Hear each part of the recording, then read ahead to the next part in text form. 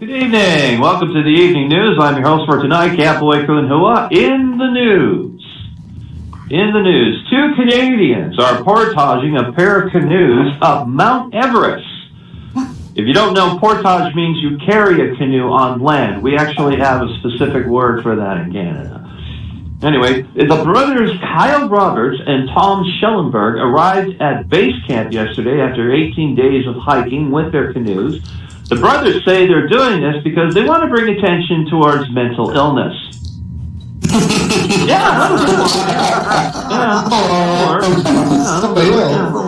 Yeah, carrying a canoe up Mount Everest. Okay, yeah. Anyway, last weekend, Prince Philip, husband to Queen Elizabeth, wrecked his car this week at the age of 97.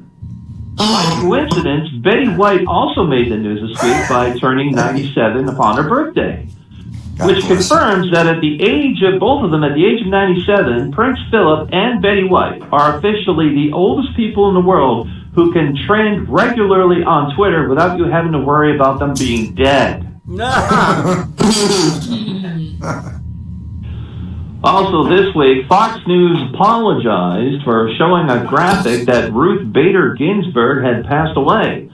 The apology was not really aimed at Ruth Bader Ginsburg or her supporters for printing what was basically a falsehood.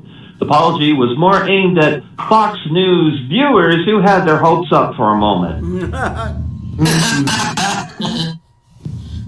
This week, the European Union ruled against MasterCard for limiting competition between banks offering cheaper payment fees. The European Commission said MasterCard's actions harmed consumers and retailers in the bloc. As punishment, the European Union has fined MasterCard 570 million euros, that's 647 million American dollars, to which MasterCard said, no problem, just charge it on my Visa.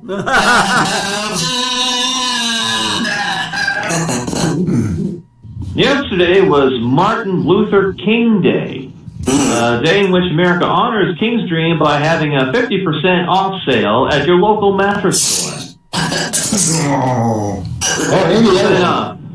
Now with 40% less organized crime, his new management whacked Big Paulie.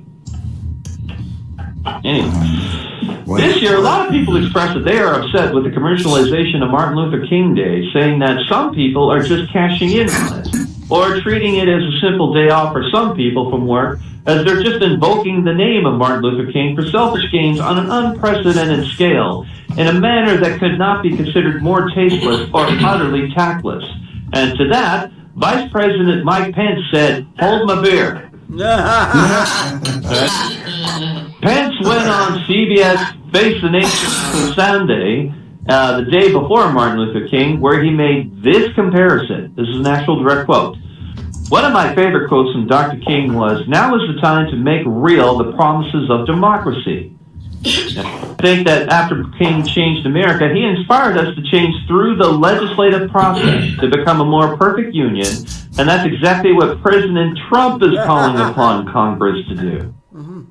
Oh, gosh. And if you thought that was tactless, yesterday at a campaign rally in Phoenix, Arizona, Mike Pence used Martin Luther King's I Have a Dream speech to endorse Trump's walls.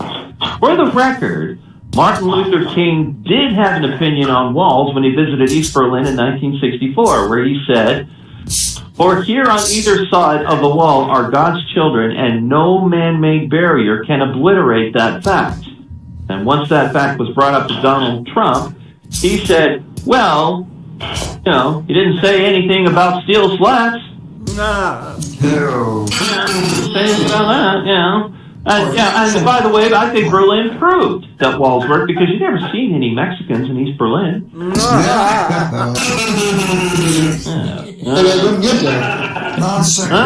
sequitur. All right. Now, finally, the last article we have here, I just got this from the National Post. It was reported that drug lord El Chapo wanted to hire Hell's Angels to kill a Canadian he suspected of stealing his money by the name of Catboy. Catboy. Yeah. So, that's the way I wish it wasn't. That's the news for tonight. My name is Bruce Mackenzie. You got that? Mackenzie. All right.